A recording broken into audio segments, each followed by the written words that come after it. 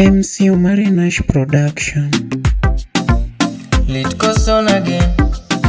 Aka ujinga Amilo ya walele ine nyako kende baby. Amilo ya walele ine nyako kende baby. Jabero rakorinda toto Amilo wangelando dodo. Oh nyathini chap chap samotelo mbele nyathini twak twak. Kendo ine mbasna samionge buta to pachalalga. Ine nyako kende mamora to ine kongi chupa mamera. Bende ine paro kende madera to toka ngato ka otadera. Oh jogi semigana onge pesa obongo nyakalagano miwaera. Walema lema gimanyo chimia baby. Anigino ka opacha lele gimanyo chimia baby. Anigino ka opacha lele. Amilo berana tasungo wero donje denda atungo kopona nyola ga otaringo.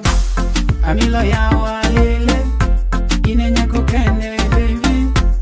Amilo ya walele ine nyako kende baby.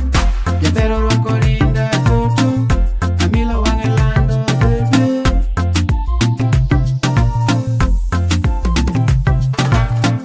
Tuchenga nyumi kanye Amilo yo Tokosa teri kanye ekinge na eri. Lit Koson again. Amilo nyeje ponje manega nyaka kimba dende yo mkosuga. Gima milo dwaro tatimo kata mana ringalia agemo. Jaberi nyon mos nyathi jogingo miel mos. Jaberi nyon mos nyathi jogingo miel mos. To mwandugo Nyasaye makelo to pesago. be Nyasaye makelo. To mwandugo Nyasaye makelo to pesago. aka ujinga Amilo ya walele ine nyako kende baby.